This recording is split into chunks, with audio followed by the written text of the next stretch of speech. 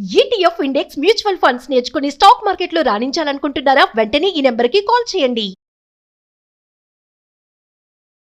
నమస్తే రమ్మగారు. నమస్తే జయ. ఏదైనా చిన్న కథ చెప్తారా? చిన్న కథ చెప్తాం.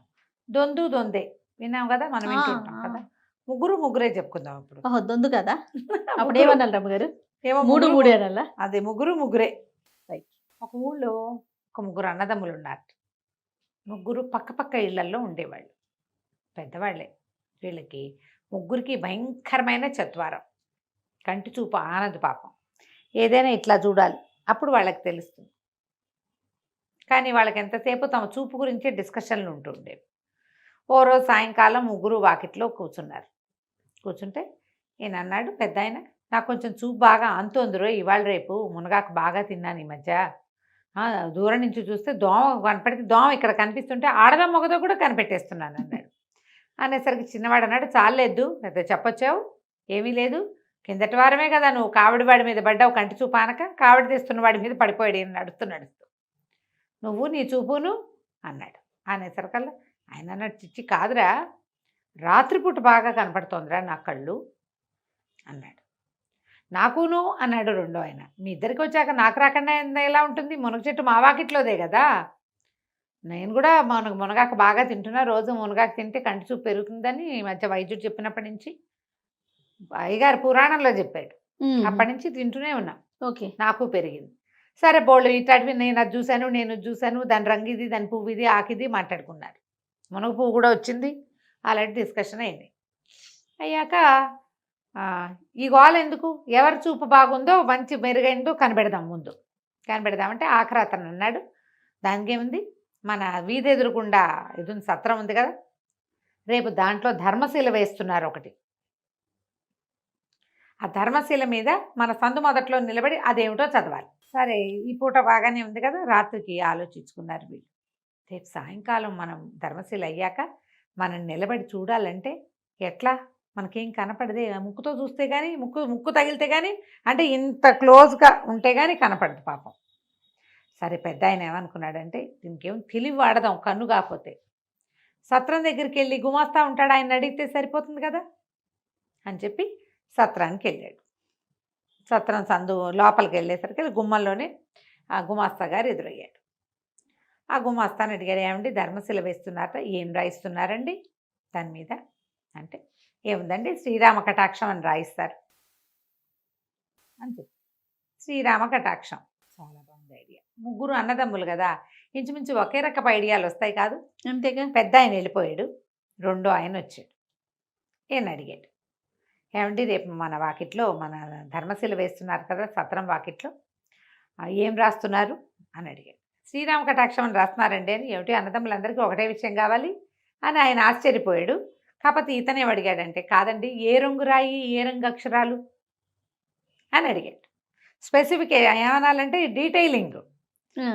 స్పెసిఫిక్ డీటెయిలింగ్ అడిగాడు. అడిగితే సలవరాయి మీద బంగారు రంగు అక్షరాలతోటి శ్రీరామ కటాక్షము అని రాయబడుతోంది.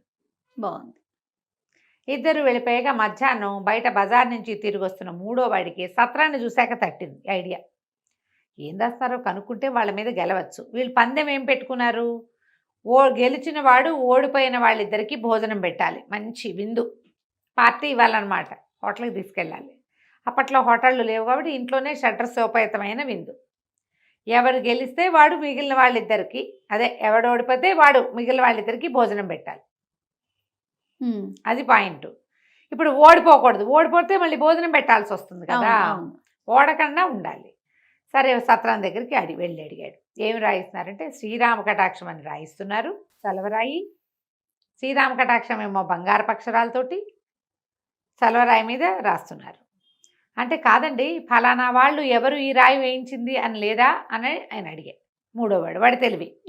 ఈయన అన్నాడు, కాదండి కింద చిన్న అక్షరాలతో రాస్తారండి, ఫలానా వారి సౌరభ్యంతో, జ్ఞాపకార్థం కదా, వాళ్ళ దీంతో చేస్తున్నారు, సహకారంతో.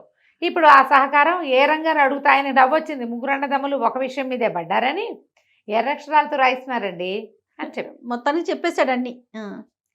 సరే మధ్యాహ్నం అయిపోయింది. మధ్యాహ్నం అన్నాలు తిని కాసేపు విశ్రాంతి తీసుకున్నారు. సాయంకాలం 5 అయ్యేసరికల్లా సందు మొదట్లో నుంచున్నారు ముగ్గురు. మొదట్లో నుంచుని. అబ్బో ధర్మశిల వేశారు రోయ్ అని ఒకళ్ళతో ఒకళ్ళు చెప్పుకున్నారు. ఎంత బాగా రాశారా శ్రీరామ కటాక్షం, చూడండి మెరిసిపోతోంది బంగారు రంగు అక్షరాలతోటి అనేసరికల్లా రెండో వాడు ఆశ్చర్యపడి, అమ్మని వీడికి కనపడుతోంది అనేసి, ఆ రాయన్ రంగురా అన్నయ్య అని అడిగాడు. ఏమో అన్నాడు. రాయన్ రంగు తెలియదు కదా, ఇతనికి తెలిసిందేంటి, శ్రీరామ కటాక్షం బంగారు అక్షరాలు. ఇతను అన్నాడు, సలవరాయి మీద బంగారు అక్షరాలతో శ్రీరామ కటాక్షం రాయబడి ఉంది. నేను బాగా కనిపెట్టాను చూసావా అన్నాడు రెండోవాడు. మూడోవాడు అన్నాడు, అది సరేలే, అది అందరికీ కనపడేది, సలవరాయి అందరికీ కనపడుతుంది, శ్రీరామ కటాక్షం పెద్ద పెద్ద అక్షరాలతో రాశారు కాబట్టి అది కూడా అందరికీ కనపడుతుంది, కింద ఎవరి దాతృత్వంతో రాశారో కనపడుతోంది కదా, అది చెప్పండి అన్నాడు. బేబే ఇద్దరికి తెలియదు. తెలీదు. తను ఫలానా వాళ్ళు, ఆ వీధి చివరి వెంకయ్య గారు ఉన్నారు కదా, వాళ్ళ నాన్నగారి జ్ఞాపకార్థం ఇది వేయించారు, చూసుకోండి అన్నాడు. చాలా బాగుంది. మిగిలిన వాళ్ళిద్దరు ఏమనుకున్నారు, వీడికి గెలిచాడు, భోజనం పెట్టించాలి. భోజనం పెట్టాలి, మన ఇద్దరం కలిసి వీడికి భోజనం పెట్టించాలి, ఇద్దరు వంట చేయాలి, లేదా ఇద్దరు కలిసి ఒకే చోట వండటమో, చెరుకో ఇంట్లో వండుకోవటమో, లేదా చెరుకోసారి భోజనం పెట్టడమో. హతాశులుగా నుంచున్నారు. సత్రం నుంచి గుమాస్తా వచ్చాయి. చాలా బాగా కనిపెట్టారు కానీ అసలు రాయే వేయలేదయ్యా, పెద్ద మనుషులు అన్న శభాష్. చెప్పిందంతా కరెక్టే. సెలవురాయి, బంగారక్షరాలు, ఎర్రక్షరాలతో దాత పేరు రాశాం కానీ రాయి మాత్రం వేయలేదండి, మీ ఇష్టం. ముగ్గురు వెనక్కి తిరిగారు. మనకేం కనిపించట్లేదురా, నువ్వేం చేసావు అని చెప్పుకున్నారు. మనుషులు ఇలా ఉంటారు. నిజమే కదా. చూడండి, అదిగో పులంటే ఇదిగో తోక అంటారు. ఆ పులిని ఎవ్వడూ చూడక్కర్లే. ఇప్పుడు పాపం వీళ్ళకి దృష్టి లేదు, అవును, దివ్యచక్షువులు వాళ్ళు, సరైన దృష్టి ఏదో కొద్దిగా ఉంది పాపం, పూర్తిగా దివ్యచక్షువులు కాదు, ఒక మాదిరి దివ్యచక్షుత్వం జబ్బు చేసింది పాపం వాళ్ళకి. మనం ఏం చేస్తాం, చాలా విషయాలు చూడకుండానే ఎవరో చెప్పిన 4 మాటల్ని బట్టి వినేస్తాం. సొంతంగా వండేసి మన బ్రెయిన్లో స్వకపోల కల్పితాలు, మన నోట్లో పుట్టించిన మాటల్ని బయటికి వదిలేస్తాం. అవును. అక్కడి నుంచి దాన్ని విన్న ఇంకొకళ్ళు వాడి బ్రెయిన్లో నుంచి వాళ్ళు ఇంకో బ్రెయిన్ చైల్డ్ని బయటికి తీస్తారు. అసలు అక్కడ విషయం ఏమిటి, ఇలాగే అక్కడ ఏముండదు, నథింగ్, ఏమీ ఉండని ఒక సాధారణ వాక్యానికి మెరుగులు దిద్ది కొత్త రూపాన్ని చేసేస్తున్నాం ఇప్పుడు. అవును. ఈ కొత్త రూపాన్ని చేయటంలో సామాన్య వ్యక్తులతో పాటు హై క్లాస్ వాళ్ళు కూడా తోడవుతారు. అవును. నోట్లో వార్తలు పుట్టించకండి, బ్రెయిన్లో వార్తల్ని కుకింగ్ వంట చేయబోకండి, యథార్థాన్ని యథార్థంగా చెప్పే ప్రయత్నమే చేయండి, లేదా మానేయండి. గొడవలేదు, మానేసేయండి, ఏమీ గొడవలేదు. ఈ న్యూస్ ఛానల్స్, న్యూస్ ఇవి వార్తలు ఏమిటో రకరకాలు తీస్తూ ఉంటామా, ఫోన్ ఏమిటేమిటేమిటేమిటో, ఎవరెవరో ఎక్కడెక్కడికి వెళ్ళారు, ఎవరెవరితో ఉన్నారు, ఎక్కడికి వెళ్ళారు, ఏదో చేశారు, అది ఇది మొత్తం పోగేసి ఒక గాలి దుమారం అంతే. అక్కడ ఉన్నవి బ్రీఫ్ 4 సెంటెన్సెస్. ఆ కాలంలోనే ఉన్నాం. ఫలానా వాళ్ళ అమ్మాయి అనగానే దాని మీద బోల్డ్ని మాట్లాడేస్తారు, ఎవరెవరితోటో పెళ్లి చేసేస్తారు దానికి పాపం. అమ్మాయిలకి అంతే, అబ్బాయిలకి అంతే. ఓసారి మాట్లాడితే తప్పు, ఓసారి మనుషులను చూస్తే ఓ చోట ఒక్క ఫోటోలో ఫ్రేమ్కి దొరికావా అంతే, గోవిందోహరి. ఎంతమందికి పెళ్ళిళ్ళు చేసేస్తామో మనం, ఎన్ని ఊహించేస్తామో. ఊహలు మానేసి యథార్థాన్ని తెలుసుకునేది, వాస్తవ జీవితం ఏమిటో తెలుసుకుంటూ ఉండండి, ఊహించద్దు. రైట్.